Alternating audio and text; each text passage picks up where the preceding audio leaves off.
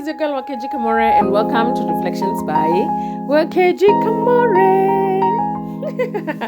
It is so good to be back, guys. It is really good to be back. Karibu sana. If you're here for the very first time, please subscribe to this channel. Please like, please share, and be a part of this family.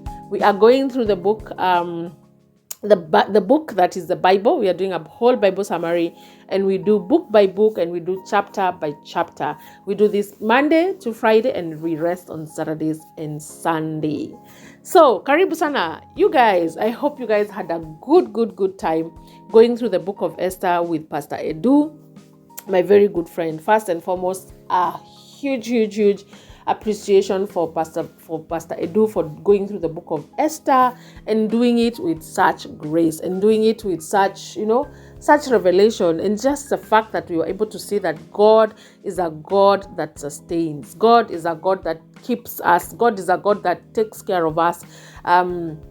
Especially when we are in trouble. God is a God that gives us favor. God is, we just saw a character of God that is just a loving God. Thank you so much, Pastor Edu, for going through the book of Esther and being part of the Bible summary. I really do appreciate it, and may the Lord bless you.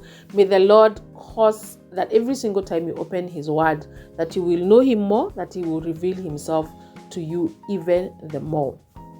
So you guys, we're about to get into the book of Job, and let me be very honest. I have really struggled with the book of Job. To be honest, Kitabu, I've struggled with this story. I don't know whether you guys have struggled with it. First, I feel like it's one of the books that is some sort of controversial.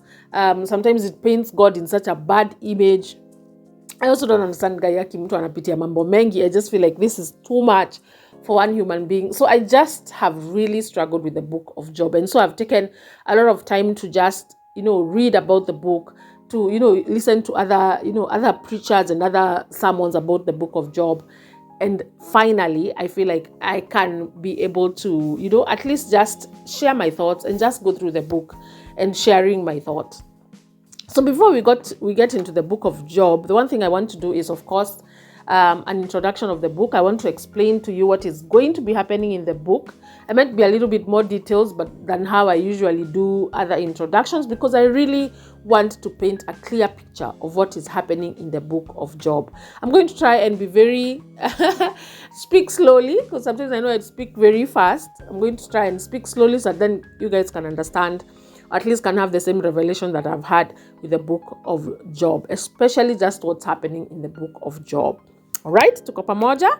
Okay, so let's do this. So the book of Job happens, we don't have like an estimated history of like a time of when it happened, but it happened before Abraham existed. So I know you guys were in the story of the Israelites, you wako wapi, but let's just press rewind kidogo and we go really way back. So the book of Job, or Job himself, existed before Abraham existed. So this is like mtu wa kitambo kabisa. If the Bible was going to be written in the way that the events happened, we would read this story of Job in Genesis. Like somewhere in between Genesis, that's when we would read the story of Job. Who wrote the book? No one really knows for sure who wrote the book. So I'm just going to get straight into the distribution of the chapters and what's happening in every chapter, and just trying to explain that. So in chapter 1, one of the things that we see is historical prologue, or rather the introduction of this man who is Job and the test that he's going to go through. It's just basically the introduction of Job, who he was, where he lived, what were the things that God had given him, his blessings, and then just a test that came, and what happened before the tests came, or rather before, what happened, the devil meeting with God and all that, like just what happens. It's just an introduction of the test. The other thing that we see in this chapter, or rather in this book, is conversations between Job and his friends. So in this whole book, we are going to see Job.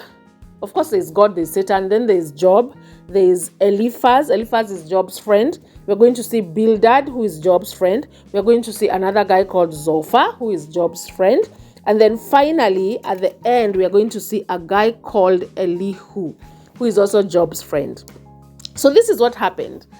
Jobs get tested, and then his friends come to comfort him. So in this whole chapter, we are going to see the reasoning of his friends, like what the friends are reasoning, like what it is that they're trying to tell Job. And then we are going to see at the end this other guy called Elihu, who speaks at the very end before God speaks. And then we are going to see God speak about the things that has been said. So there's a lot of, Job speaks, Eliphaz speaks, and then Job replies to Eliphaz, then Bildad speaks, then Job replies to Bildad, Zophar speaks, and then Job replied to Zophar. It's just a lot of like conversations between friends.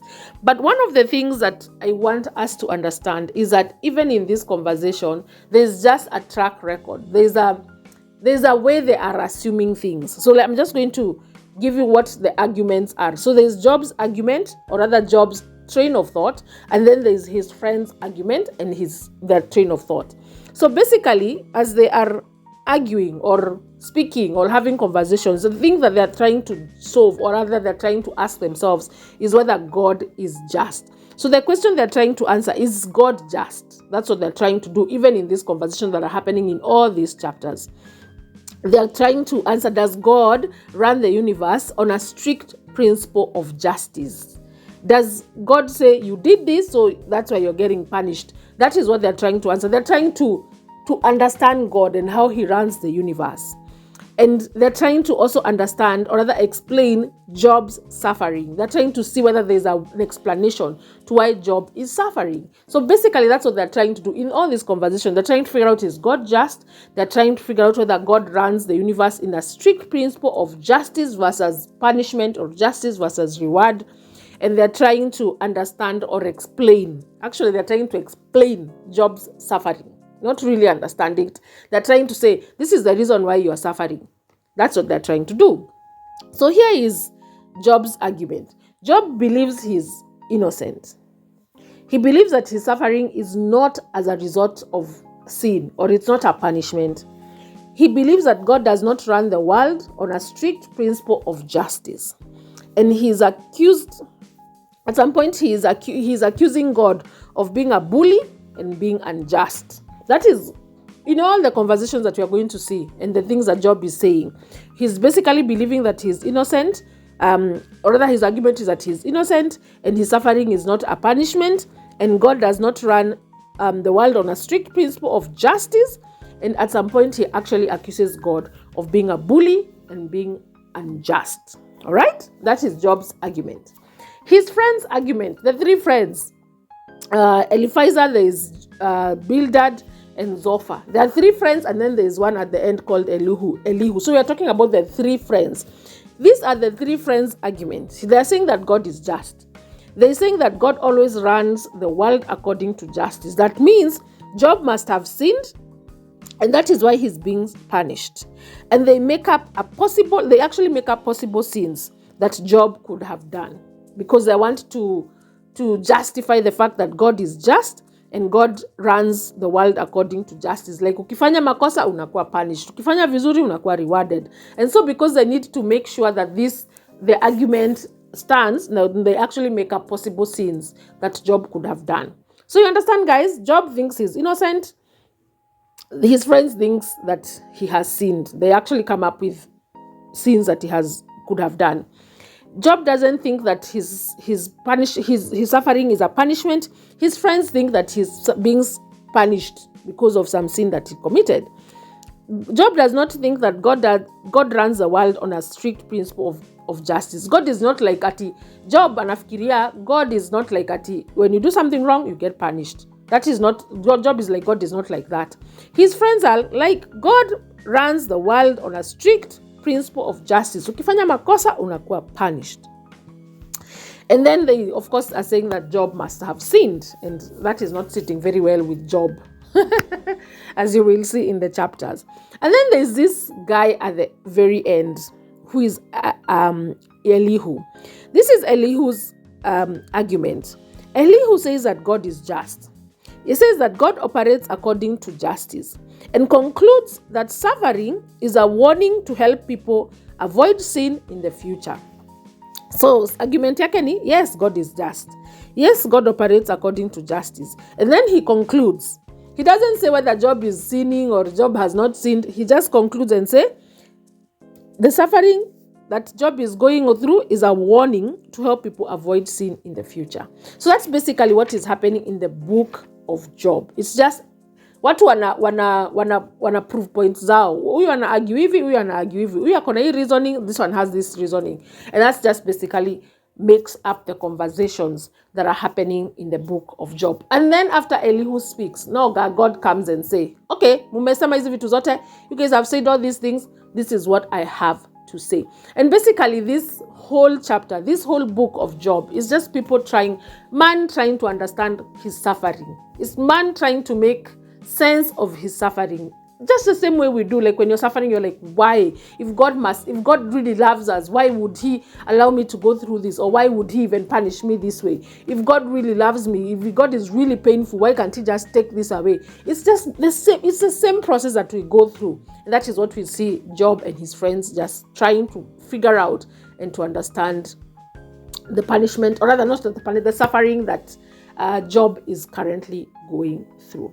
So that's basically the introduction of the book of Job. Please be ready to get into the book tomorrow. We're going to start with chapter 1. And as always, I always say, read the chapter for yourself first before you listen to the summary, because then you get an enriched revelation, and you get an enriched information. Like you know what's happening. You really know what's happening. You're not just going by what I'm saying because you have read the chapter for yourself. So thank you very much for listening, guys. Thank you for being patient as I was getting ready and preparing for this book of Job. And I am looking forward to going through the book with you guys. See you tomorrow.